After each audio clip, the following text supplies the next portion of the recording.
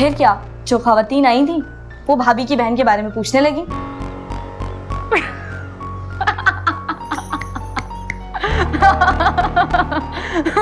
Oh my God.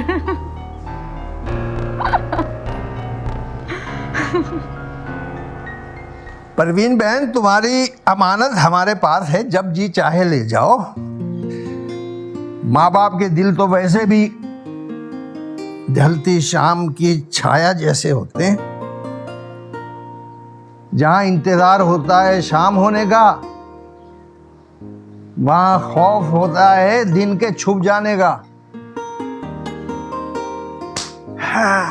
जी तो कहता है आंखों जैसी औलाद को जी के सामने ही रखूं तो अच्छा, मगर दिमाग कहता है कि वो सोच ही क्या जिसकी उड़ान ना हो। लेकिन अरे अच्छा, तुम सोचती होगी सटिया गया हूं मैं, बोले जा रहा हूं, मगर क्या करूं परवीन बहन, जब जिगर गोशों की जुदाई का ख्याल आता है तो आंखों के गोशे भीग ही जाते हैं। भाईजान, आप क्यों परेशान हो रहे हैं?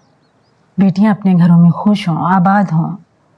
माँ बाप को तो दोबारा से जिंदगी मिल जाती है, ऐसे लगता है जैसे फिर से जी उठे हों। और सीमा मेरी मरहूम बहन की निशानी है, सीने से लगा कर रखूंगी। क्यों परेशान हो रहे हैं आप? सही कह रही हो, बिल्कुल सही कह रही हो। ये बताइए, इल्मा बेटी कैसी है? अपने घर में खुश तो है ना? हाँ, इल्मा इल्मा अपने घर में बहुत खुश है। अरे भाई, उसका रुआ रुआ बता रहा है कि वो इतनी खुश है कि सारा घर उसके आगे पीछे रहता है। वो उसकी नंद, उसका देवर इल्मा बाजी बस ये करते रहते। और वो जो सास है उनकी, वो तो पाँव धो धो कर पीती है इल्मा के। मैंने कहा आगे 2 दिन के लिए जाने थे उसे।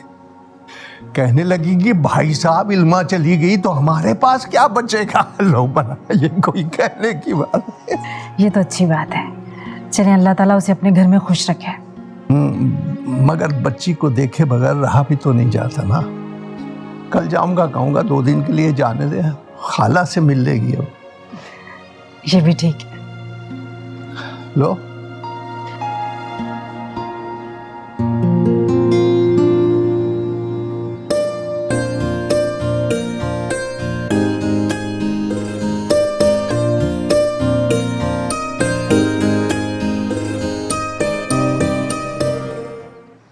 इल्मा, इल्मा। जी अम्मी।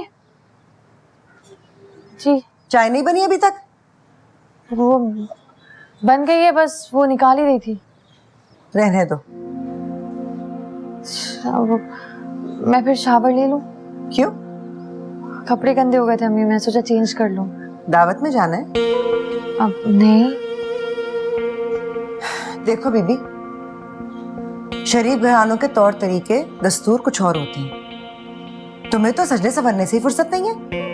पहले भी समझाया था कि इस घर में एक जवान नंद है, देवर है, सही तरीके से चलना होगा।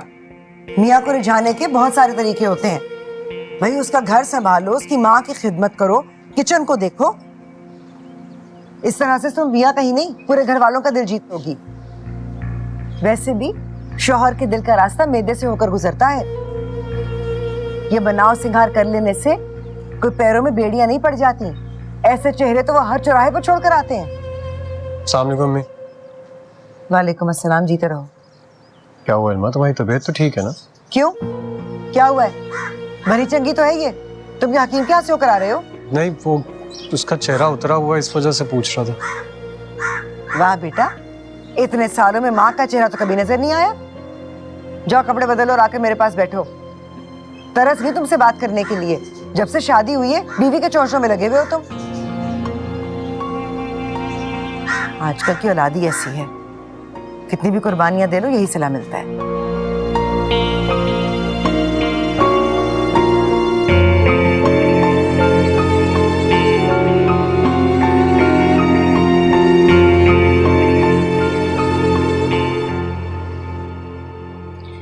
इल्मा, आज तुमने चेंज ही नहीं किया। सुबह जिन कपड़ों में तुम्हें छोड़कर गया था वापस आया तो तब भी उस हाल में थी। मैंने सोचा था कि अगर तुमने चेंज किया होता तो हम कहीं घूमने के लिए चले जाते। सरबाब, मेरा तैयार होना अम्मी को अच्छा नहीं लगता।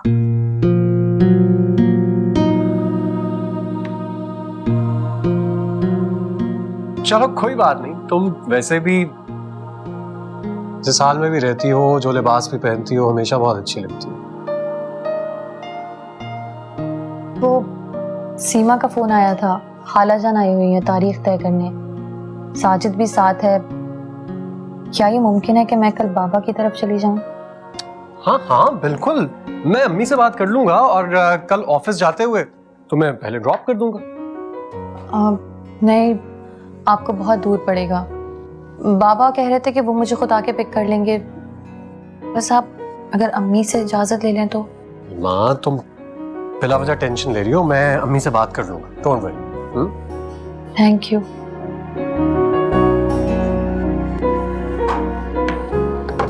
हाँ हमीदा, हाँ तो बोलो, मैं सुन रही हूँ।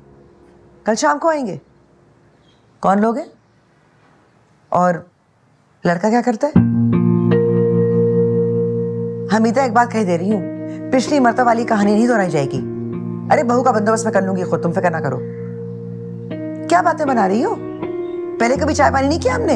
अरे तुम भी आती हो चाय पीकर ही जाती हो हर दफा। हस्बे ऐसे जो होगा हम कर लेंगे, ठीक है? कल शाम 5 बजे। कल सुबह के रिश्ते के लिए फिर से कुछ लोग आ रहे हैं। अच्छा, ये तो बहुत अच्छी बात है। हाँ अच्छी बात तो है, लेकिन तुम जरा अपनी बेगम को समझा देना कि अपने हुस्न के जलवे जरा महदूद रखें। बाकी तुम क्या समझाओगे, मैं खुद ही समझा दूंगी। तुम किसी काबिल होते तो बात ही क्या थी। तुमने आरिफ के लिए कहीं बात की? अम्मी इतनी जल्दी कहाँ बात हो सकती है, थोड़ा सा तो वक्त दें।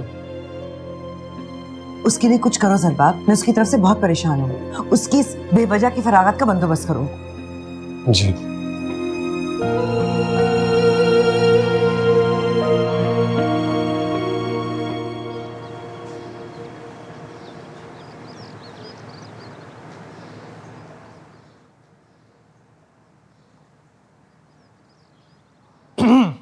जनाब, तो हमारी खातिर मदारत का इंतजाम किया जा रहा है।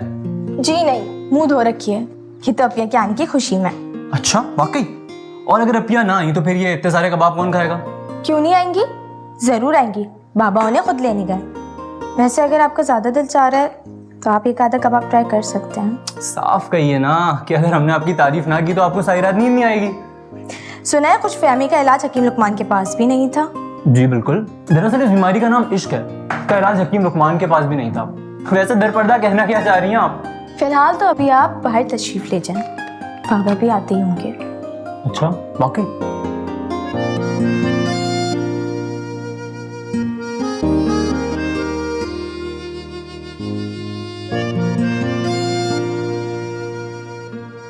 सोबिया बेटा, चाय लेकर आओ ना सबके लिए। और तुमने जो समोसे बनाए थे वो फ्राई कर लेना। और शामी कबाब जो टीवी पे तकीब देखकर बनाए थे वो जरूर लेकर आना। जाओ। जी अभी ले आती। लगता है आपकी बेटी को कुकिंग का काफी शौक है। अरे बहन क्या बताऊं, बैठती नहीं है मेरी बच्ची। इतना शौक है, कुछ ना कुछ बनाती ही रहती है। क्यों हमीदा? बिल्कुल सच कह रही हैं। अरे बहन, इतना जायका है ना इस बच्ची के हाथों में। आप कबाब खा कर देखिएगा, ईमान से कहती हूँ अशश कर उठेंगी। भाभी सब तैयार हो गया ना? हाँ, बस चाय को दम दे रही हूँ। तुम ये सब लेकर जाना शुरू करो।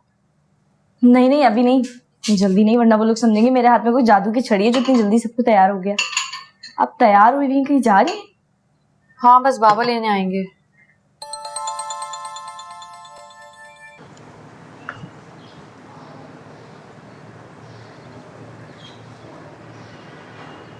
बेटा किसे फोन कर रही हो? खाला अपिया को फोन कर रही हूँ। उनसे कहना था कि वो अपनी तैयारी कर लें, बाबा उनको लेने आ रहे हैं। अब बाबा देर तक वेट नहीं कर सकते और अपिया के फोन नहीं उठा रही।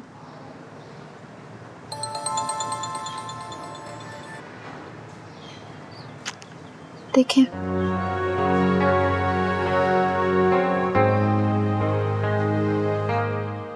आंटी कबाब और लीजिए प्लीज। बस बेटा, माशाल्लाह बहुत अच्छे बनाए हैं। जीती रहो। शराफत बहन, आपकी बेटी माशाल्लाह बहुत सलीके वाली है। अल्लाह इसके नसीब अच्छे करे। हमें तो ये बिल्कुल पसंद है। खुदा करे हमारा बेटा भी आपको पसंद आ जाए। अरे अफसा बहन, मैं तो गारंटी से कह देती हूँ, शराफत बहन को आपका बेटा जरूर पसंद आएगा। बस रिश्ता पक्का ही